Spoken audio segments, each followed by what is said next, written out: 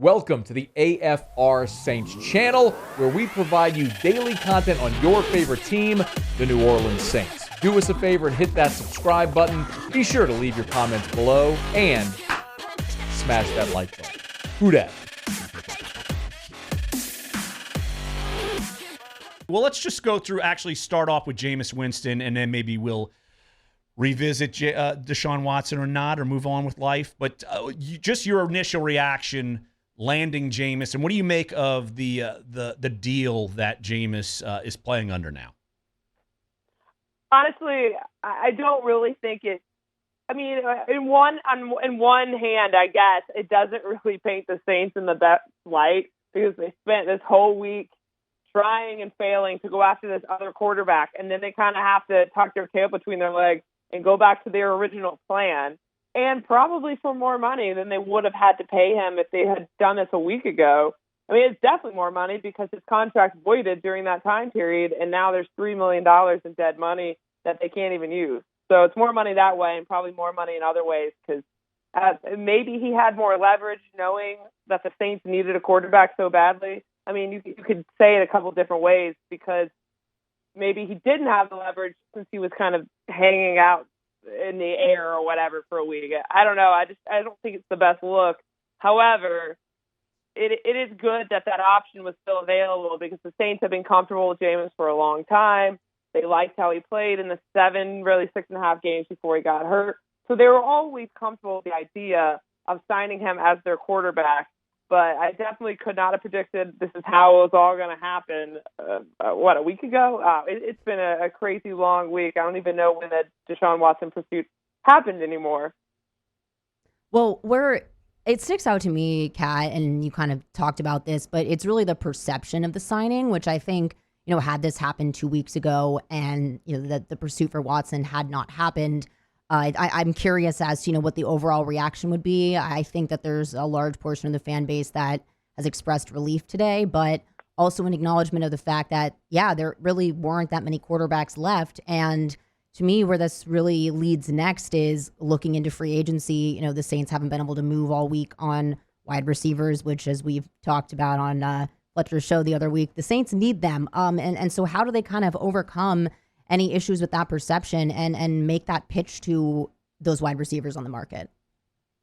Well, I think it is relief. I mean, I think that is the right word, because a large portion of the fan base was going to be very conflicted if they had gotten Watson. I mean, I know some people are okay with it, but there was a large group that was not okay with it. And now I know the teams who didn't get him are probably moving forward as if nothing happened. But for those fans that were not okay with it, and for good and obvious reasons, it kind of leaves a bad taste in their mouth.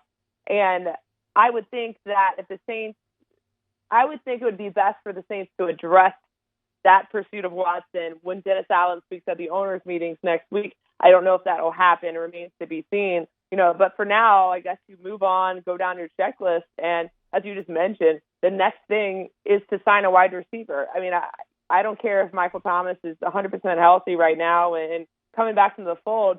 Last year showed you can't always put all your eggs into one person's basket. So they have to sign or draft a wide receiver. And now that they're not using up every single cent of their cap space trying to get Watson, they'll have more room to do that, kind of pending what happens with Terron Armstead.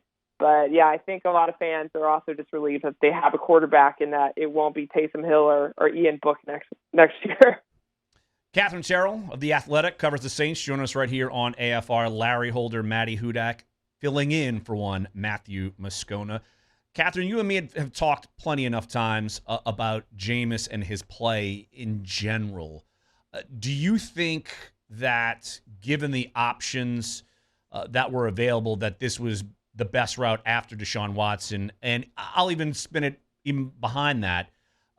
How do you rank in your head where Jameis fit in the plan for you? I'm not saying for the Saints, but in terms of the way you perceive the quarterback position and all the variables around it, where would you have put Jameis in that hierarchy of your best plan for the Saints? Well, I think I thought before and after that this was the best plan for the Saints. It made the most financial sense. I mean, I guess you could go after someone like Garoppolo, who's cap hit is marginally better than Deshaun Watson's, you're still going to have to sign a guy who you have to immediately extend because you don't have that much cap room. I believe he had a $25 million salary cap hit or something like that. Watson was $35 million. And so Jameis, they're going to be able to structure it like they want and fit it in a lot easier and maybe go sign some other players. However, I think the fact that Jameis's contract is only 2 years shows they're not fully committed to this thing. If you sign someone like Garoppolo, you probably are traded for him. You probably have to be fully committed because of the salary cap structuring and what you would have to do. Same thing with Deshaun Watson. He would have to be your guy for at least 3 years minimum because you have to restructure and push all the money down the road. So financially, Jameis makes more sense. Now you still have those draft picks to get a wide receiver, or maybe you use those draft picks to go get a quarterback of the future if you view Jameis as a bridge quarterback. So I just think all around, this was the best thing that they could have done with their options this year. I agree, Kat, and kind of that continuity and culture, which was really touted when they announced the hiring of Dennis Allen. This seems to kind of fall in line with that, and I think there is a comfort level there. But you did just bring up the draft, and you mentioned two positions, and we briefly brought him up in this about Terron Armstead potentially signing with the Dolphins. But would it be a bad idea to ignore the possibility of the fact that there might be an opening at left tackle? We saw kind of what the depth chart was behind center, both guards and both tackle positions last season. And the answer was all of the quarterbacks under duress and Winston becoming kind of a mobile quarterback out of survival. So are you willing to rule O-line out of question at 18? Yeah, I mean, you make a good point. I think I've been so focused on the wide receiver part because their offense was so bad last year that I don't often mention offensive line being kind of one of their top needs if Terron leaves. And I think it's a very real possibility that Armstead does leave. I actually last week, was talking to someone and just kind of rattling off the areas or teams that Terron could go to. And I said, Miami to me makes the most sense. They have a lot of cap room. They have shown in the past they are willing to throw a lot of money at a player and guarantee that money, which is probably the sticking point for the Saints in contract negotiations. And he's flying there. So if they want him, they're not going to let him out of the building. So it's very possible he leaves. And then where does that leave them?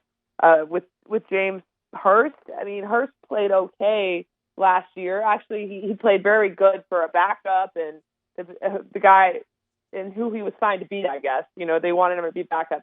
But that's not your only option going forward. You got to address that in some way, and tackles are expensive. So who knows? But if they pick offensive line in the first round and don't address wide receiver, I think the fan base is just going to revolt.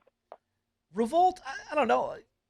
Maybe they just take another quarterback. Why not? Someone with like the smallest hands in the world. Why not Kenny Pickett? Let's just do that. You want the world to burn? Take Kenny Pickett at this point. Let's do it, Catherine. Come on.